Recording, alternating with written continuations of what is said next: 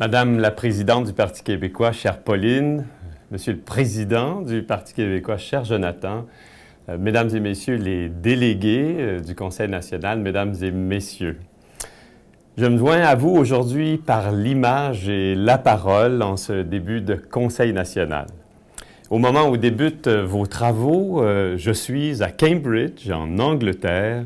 et me rendrai à Londres dans quelques jours pour y effectuer des recherches historiques sur l'Acte de Québec de 1774, l'ancêtre de la future Constitution québécoise. Aux fins d'échanger sur la situation politique en Écosse et au Québec, je compte aussi me rendre à Édimbourg pour y rencontrer des représentants du gouvernement et du Parlement écossais, ainsi que du Parti national écossais, ce Scottish National Party, qui a d'ailleurs augmenté son pourcentage de suffrage lors de l'élection générale britannique du 8 mai dernier et a fait élire à nouveau des députés au Parlement de Westminster. C'est dans le cadre du présent Conseil national que se déroulera le troisième et dernier colloque visant à alimenter la réflexion du Conseil exécutif national et du comité de rédaction de la proposition principale. Le colloque a pour thème un gouvernement souverainiste au service des Québécois et les débats graviteront autour des questions formulées dans le cahier de réflexion que j'ai eu l'occasion, en ma qualité de président de la commission politique, d'examiner avec soin. Ce colloque sera consacré aux politiques sociales d'un futur gouvernement du Parti québécois et en particulier à celles relatives à la santé, à l'aide aux familles, à l'éducation et au soutien des plus vulnérables. Le cahier formule plusieurs questions sur le thème de l'égalité des chances, de l'entraide, de la coopération et de la mise en commun des ressources qui ont été présentées par notre chef Pauline Marois, et je la cite, comme des valeurs québécoises à préserver. Je tiens à rappeler que nos débats sur ces valeurs et sur les thèmes qui sont présentés dans le cahier de réflexion sont appelés à s'inscrire dans le cadre du plan pour un Québec souverain et qu'il ne faut pas perdre de vue que les politiques sociales et celles relatives à nos services publics seront celles d'un gouvernement souverainiste dont l'objectif est de réaliser l'indépendance nationale du Québec. Le cahier de réflexion que vous avez entre les mains reflète à nouveau cette volonté et identifie, comme vous l'aurez constaté à sa lecture, les pistes d'action d'un gouvernement du Parti québécois ayant véritablement l'intention de se comporter et d'agir entre la prise du pouvoir et l'accession du Québec à la souveraineté en gouvernement véritablement souverainiste.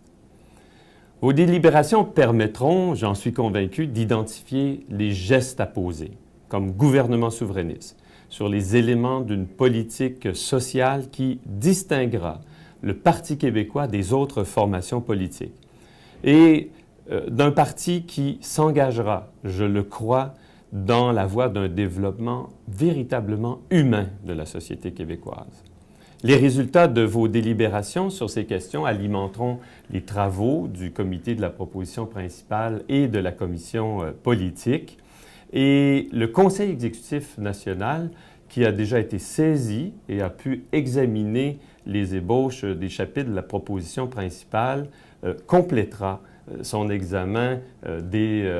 propositions qui seront retenues, comme celles qui ont déjà fait l'objet d'un examen par le Conseil exécutif national sur la souveraineté, l'identité, la création de la recherche, et celles aussi concernant les affaires étrangères du Québec.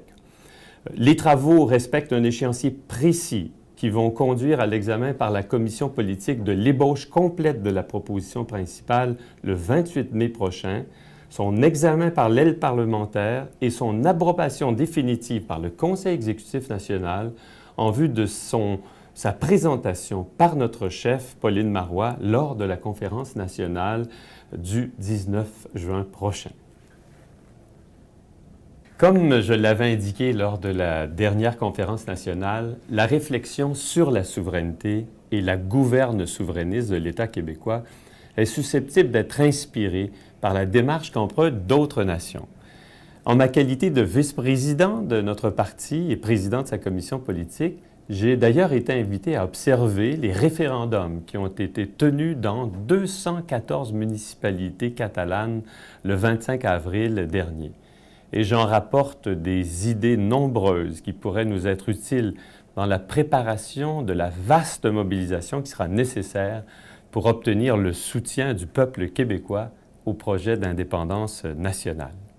J'ai également pris part à un forum mondial sur les droits collectifs des peuples et j'ai été témoin de la création du réseau mondial pour les droits collectifs des peuples au sein duquel le Québec,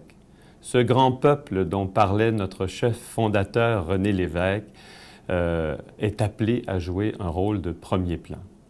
Mesdames et messieurs les délégués du Conseil national, je demeure convaincu que le défi pour le Parti québécois est de présenter une alternative crédible au Parti libéral de Jean Charest et de proposer un gouvernement véritablement au service des Québécois. Je suis tout aussi convaincu que le règlement de plusieurs problèmes économiques, sociaux et culturels du Québec ne sera rendu possible que par l'accession de sa nation à la souveraineté politique et que les compétences et que les moyens dont dispose aujourd'hui le Québec ne lui permettent pas de trouver des solutions durables aux défis auxquels le Québec du 21e siècle est confronté.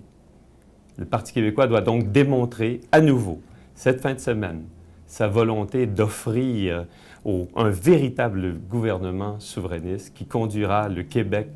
sur la voie du statut qu'il mérite, celui d'un État libre et indépendant. Bon Conseil national!